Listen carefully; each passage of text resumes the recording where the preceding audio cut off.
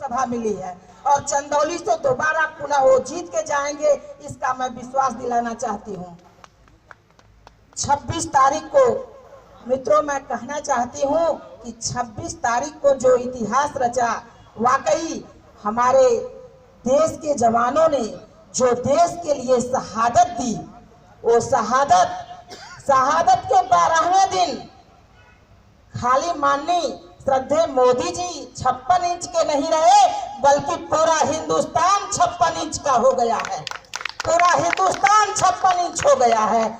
हमें गर्व होता है इस बात पे। धन्य हो हीराबेन, जो मोदी जैसा रत्न आपने पैदा करके इस धरती पे भेजा और भारत का सर्वांगीण विकास करने के लिए आज भारत वाकई विश्व गुरु बनने के लिए नंबर 1 पटल पे खड़ा है। विश्व के नंबर 1 पटल पे भारत खड़ा हो चुका है।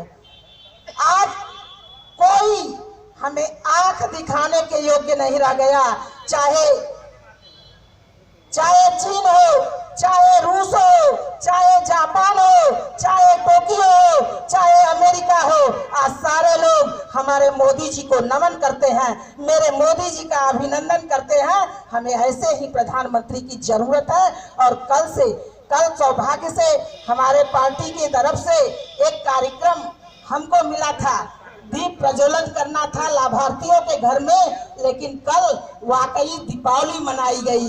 लोग अपने घरों में शौक से, उत्साह से दीपक जलाए और कहे कि आज आज सिर्फ जो उत्सव हम लोग मना रहे हैं, तो पाकिस्तान पे माननीय मोदी जी ने जो एयर स्ट्राइक किया है उसके लिए उत्सव मना रहे हैं। अब अगर हम घर से अकेले निकलते थे तो मेरे साथ कारवां बन जाता था, लोग चलने के लिए तैयार हो जाते थे, और अब कहने की जरूरत नहीं रह गई है। वो लोग कहते हैं कि नरेंद्र मोदी दोबारा चाहिए, हमें नरेंद्र मोदी दोबारा चाहिए, हमें नरेंद्र मोदी को लाना है।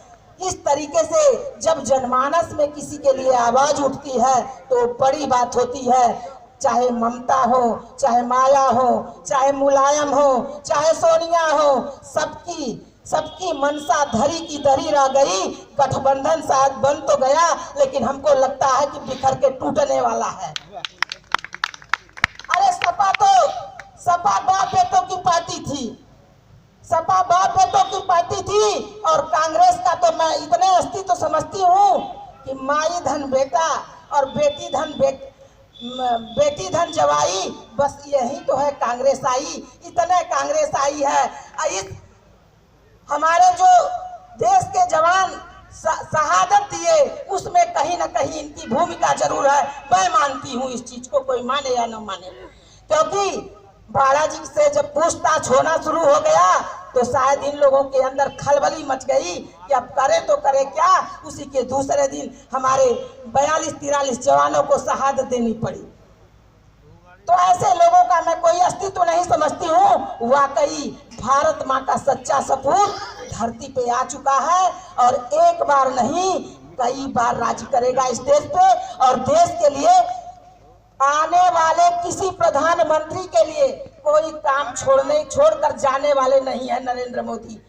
कोई काम किसी के लिए बचा ही नहीं रहेगा। तो कोई सोचे कि कोई मैं नया काम कर दूं, कोई काम हमारे मोदी जी छोड़ के नहीं जाएंगे। मित्रों, मैं मोदी जी के लिए कहना चाहती हूं कि उबलते हुए खून की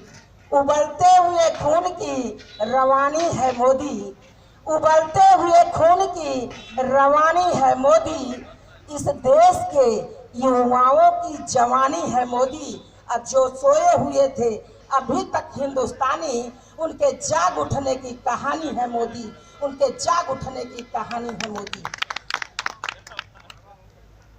हमें वाकई मोदी जी से प्रेरणा लेने की जरूरत है।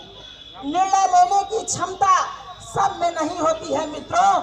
वाकई हमारे परिवार का मुखिया, हमारे परिवार का गार्जियन ऐसा है कि किसी भी निर्णय को लेने में कहीं कोताही नहीं करते।